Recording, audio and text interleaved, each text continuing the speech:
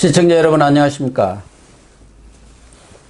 고영신의 시사정담 시작하겠습니다.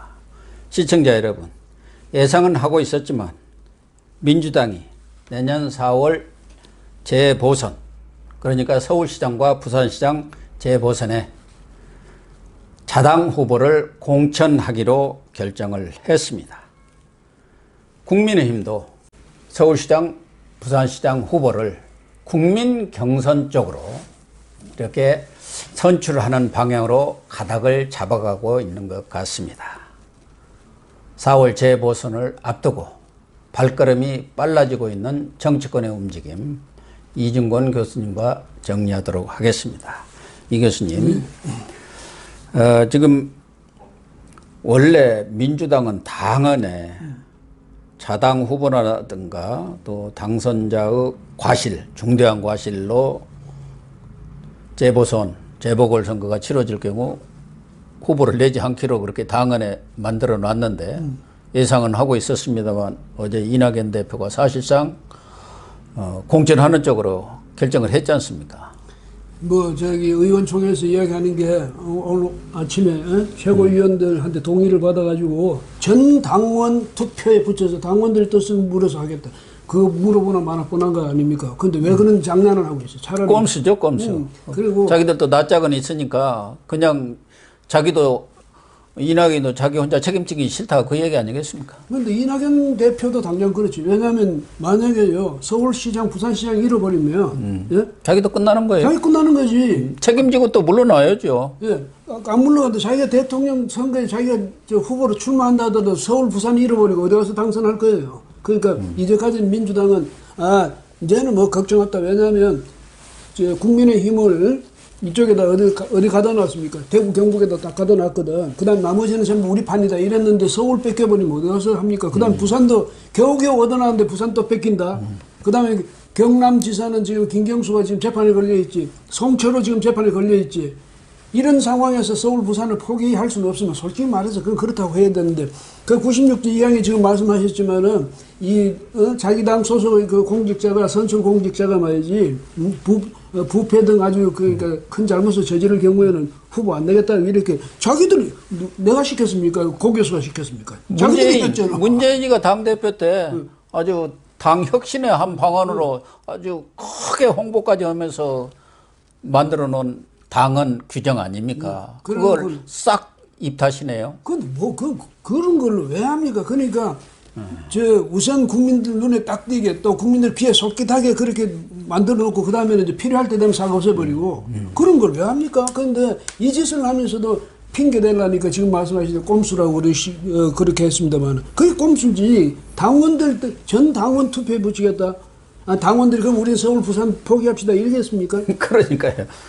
공당으로서의 의무를 다해야 한다고 그렇게 얘기를 했네요. 거기에 당은 어기고 후보 공천하면 공당으로서의 책무를 다하는 건가요? 심판을 받는 것이 공천해가지고 심판을 받는 것이 도리를 다 책임지는 모습이라는 거 아니에요. 참 희한해. 무슨 이런 논리가 다 있는지 말이야. 네? 지난번에 이재명 경기지사는 원래 국민한테 한 약속대로 무공천해야 한다고 했다가 하도 또 문바들이 달라드니까 쏙 들어가 버렸죠. 당이 결정하면 따르겠다고 그렇게 꼬리를 내렸던 것 같은데. 이 사람들 하는 게 의식이 그렇기 때문에 저 사람들은 어떤 약속을 해도 그거 안 믿는 게 나아요. 왜? 지금 공수처는 그랬잖아. 공수처 만들 때는 야당에 우리가 비토권을 줬잖아. 그러니까 야당이 비토를 하면 공수처장 자체를 못 뽑게 되는 거야. 그러니까 우리가 확실하게 줬는데 왜 그러냐고. 박주민인가 이 친구는 몇 번이나 그걸 강조하거든. 백혜련 의원도 마찬가지죠. 그 법사위에 그거 낸 의원 아닙니까? 내가 얼마나 더 이야기를 해야 여러분 알아듣겠냐고. 이런 소리 해놓고 지금 와서는 김용민이가 그 개정안 내놨잖아요. 그 다음에 국민의힘이 안 들으면 그냥 개정안 그대로 통과시킬 거야. 이 사람들은 그러니까 공약이든 약속이든 뭐든 아예 안 지키기로 작정하고 있어요. 당신들도 그렇게 알아. 국민들한테 이렇게 이야기하는 거예요. 연동형 비례대표제 도입할 때는 어땠습니까? 그 당시에 한국당이 비례정당 만든다 하니까 엄청나게 욕을 해댔죠. 이해찬까지 나서갖고. 이해찬 뭐라고 그랬습니까? 그런 건 정치가 아니야. 이러고 말이지. 정치를 장난으로 하느냐고. 그러더니 또 더불어시민당인가 무슨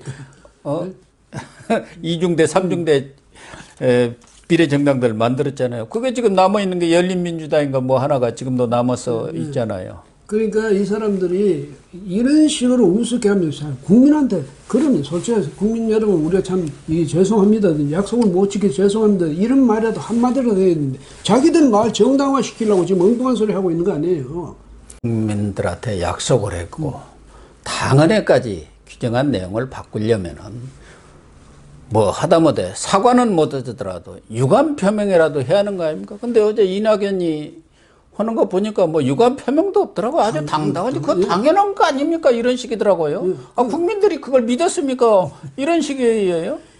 그러니까 이게 참 말이죠. 보면 뭔 소린지 알아들어야지 뭐 그런 얘기 같아요. 안희정이 그렇게 소동을 벌여놨는데 거기다 떡하니 자기들이 지금 도지사 차지하고 앉았죠. 지금 근데 오거돈은 도대체 그 4월 23일 날이지. 그 뭐냐면 4월 15일 총선이 있고, 그때까지 딱 있다가 이제 총선 끝나고 난데 거기 갑자기 기자회견 내려가 제가 그런 일이 있었습니다. 이러고 도망가 버렸잖아. 요새 그 사람 수사 어떻게 되는지 모르겠어요. 흐지부지죠. 흐지부지예요. 그러니까. 뭐 친여 인사들 또 자기 인정 사람들은 뭐 수사고 뭐고 다 무죄고 또 뭐 설사 재판에 가도록 다 무죄 아닙니까? 그러니까 수사 하나 많아요. 그러니까 경찰이라든가 검사들도 우리가 열심히 수사해서 재판에 보내봤자 기소해봤자 무죄라는데 몰라 열심히 수사하겠느냐.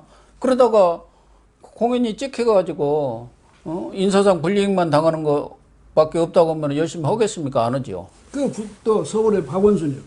박원순은 그래 나왔는데 아니 시민들이 전혀 무슨 영문인지도 모르는데 자기가 일방적으로 그렇게 선택을 해버렸잖아요. 극단 선택이 없어요. 시민들은 그때까지도 이게 무슨 일인지 몰랐어. 근데 나중에 그런 일이 그런 일이 이제 밝혀지고 나면 미안해서라도, 뭐, 박원순은 그렇다 치고, 그 민주당이 미안해서라도 그냥 잠잠했어야 될 때, 그걸, 아니, 특별시장으로 해서 5월장으로 치르고 말이죠. 누구예요? 이해찬, 거의 공동 장례위원장까지 들어가고 이랬거든. 이런 식으로 이 사람들은 창피도 모르고, 국민들에 대한 무례도 모르고, 아무도 모르는 사람들이야. 그건 자기들 하고 싶은 대로 하는 거예요. 그런 사람들이 서울시장 포기하겠습니까? 그러니까 어림없지. 님의 정신을 뜨신 거를 이어받겠다고 하고 그때 코로나 그 비상사태 속에 서울시청 광장에다가 분향소까지 차려가지고 그렇게 또 박원순 추모 열기를 고조시켰지 않습니까? 그러니까 코로나도 뭐든 상관없다는 거지. 우리한테는 코로나가 안 와. 근데 저 광화문 집회는 코로나가 가는 거야.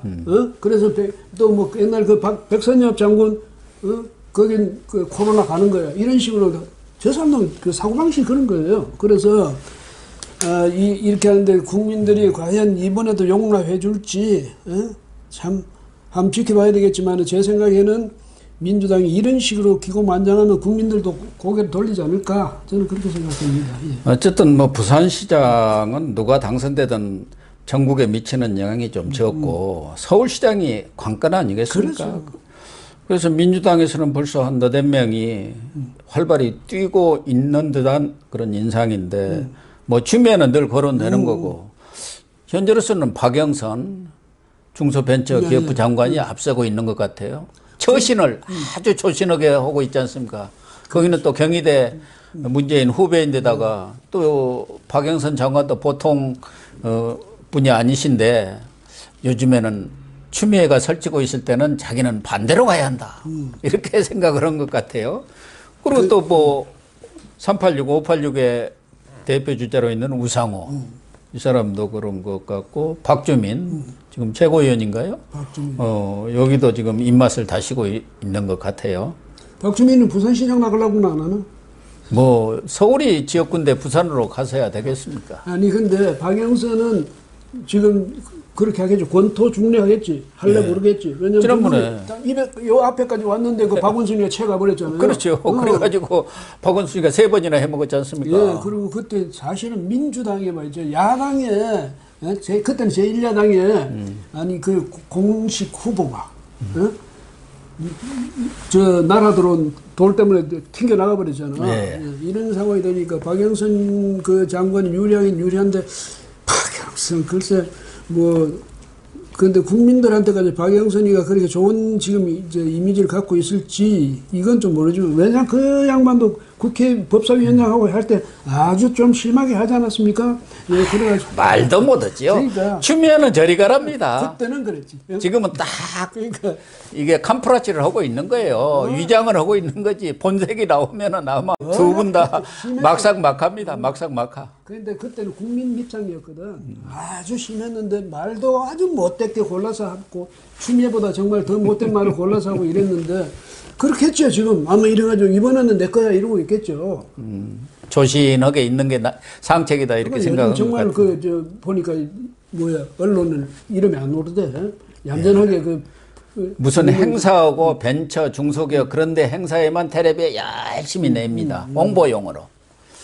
그런데 지금 국민의힘도 김종인 비대위원장이 서울시장 후보감을 구하기 위해서 뭐 엄마 찾아 산만리가 아니라 서울시장 후보 찾아 산만리를 하느라고 동분서주하고 있는 것 같아요. 얼마 전에는 김택진 NC소프트 대표까지도 만날 정도로 열심히 하고 있는데 일단은 당내에서는 우선 서울시장이든 부산시장이든 경선의 룰을 정하는 게 아주 중요하지 않습니까? 거기에 따라서 마음에 있던 사람도 접을 수도 있고 없는 사람도 한번 뛰어들 수도 있는데 좀 가닥이 잡혀가는 것 같죠?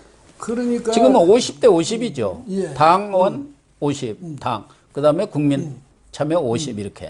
그래갖고는 어렵지 않습니까? 당 조직이 없는 사람들은. 워낙 당이 지금 국민들한테 어느 당이든 국민한테 지금 신뢰를 다 잃고 있거든요.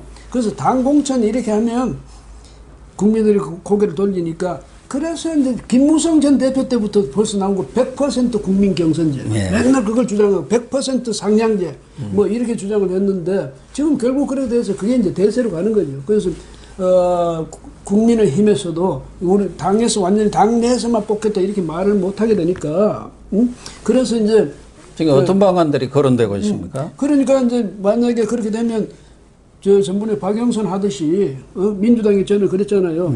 당에서 뽑아놓고 또 외부 만약 그렇게 들어오면 또 다시 그야말로 국민 경선을 한다든지 이렇게 할 텐데 지금은 이제 그것을 과연 그런 식으로 뭐 2단계로 해가지고 당에서 일단 뽑고 그다음 외부 사람들도 이제 훌륭한 사람이 나와서 했을 때는 그런 식으로 경선을 하느냐 아니면 당에서 뽑느냐 당에서 뽑을 때 그 비율을 어떻게 하느냐 뭐 이제 이런 거 가지고 지금 따지겠죠. 근데 아직 룰이 이제 정해져야 되는데. 지금 이제 한쪽에서는 완전한 국민 경선으로 가자.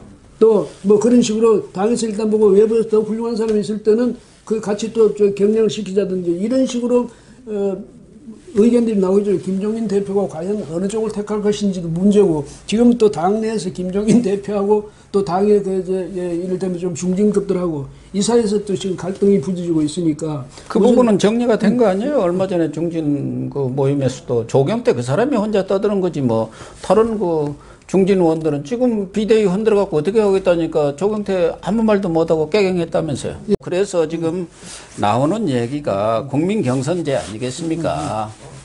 5대 5인데 그거를 2대 8 국민들이 8을 참여해가지고 하든가. 그래서 1단계 당에서 한번 경선을 거치고 당 밖에 유력 인사가 있을 경우 없으면 뭐 얘기 안 되는데 유력 인사가 있음에도 불구하고 당내 경선에 참여하기는 당 조직도 없고 하면은 어렵기 때문에 그러면은 당내에서 뽑은 사람하고 그는 유력 인사하고 100% 국민 경선으로 붙여보자. 그러면은 가장 국민들이 원하는 후보를 뽑을 수 있지 않겠냐. 그거 아니겠습니까? 요는 이제 이 국민의 힘이 보다 더 개방적이 돼서 더 많은 사람이 들어오도록 유도를 해야 돼요. 해가지고 물론 그것은 만약에 안 오는 거야 뭐하러 신경 쓸 필요도 없어. 아니 지금 이런 국민 경선 얘기가 나오는 것은 김정인 비대위원장도 뭐 백방으로 구하려고 했는데 마땅한 사람이 없고 선뜻 또 당내 경선에 나서기가 어려운 사람들도 있지 않겠습니까? 그러니까 하나는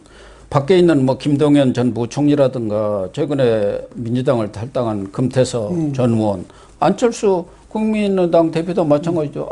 당내에 들어와서 하라고 하면 들어갈 수 있습니까? 국민의당을 놔두고. 그러니까 당내 경선을 하고 이런 사람들이 참여할 수 있는 어떤 공간을 만들어 보자. 그런 차원 아니겠어요? 결국 국민 경선을 하자는 것은. 그 또 하나는 국민 경선을 한다는 것은 뭐겠습니까? 흥행을 해보자는 거 아니겠어요? 국민적인 관심을 끌고. 과거에 미스트롯 방식이라든가 미스터 트롯 방식이나 쉽게 얘기하는 것도 바로 그런 거 아니에요. 서울시장이라든가 이런 경우는 워낙 비중이 크니까 지금 국민의힘의 국민적인 어떤 신뢰도가 떨어지니까 국민들의 관심을 한번 끌어보자는 그런 차원에서 그렇게 가면은 누가 될까? 여러 사람이 입지를 한다면은 경선에 참여하면 그런 효과를 노리는 거 아니겠어요?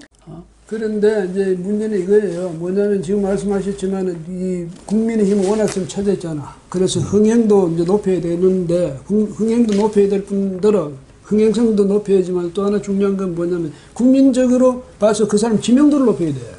그러니까 국민적인 지명도를 가진 사람이 뭐 안철수나 이런 사람들이 또 나오겠다면 이제 이것은 저 당내가 아니라 당대 당이라든지 이런 식이 되거든. 그래서 이거는 당 밖에 그러니까 우리가 연합해서 서울시장을 만들겠다. 뭐 이런 이제 게 되는데 그거는 국민의힘이 뭐냐면 전에 박원순하고 박영선하고 이럴 때까지만 해도 이건 우리 편, 같은 편, 언젠가는 우리 편이 돼야 될 사람들 이렇게 됐는데 과연 이제 그런 상황이 될지도 모르지만은 또 국민의힘하고 같이 연대해가지고 이 서울시장 나가겠다.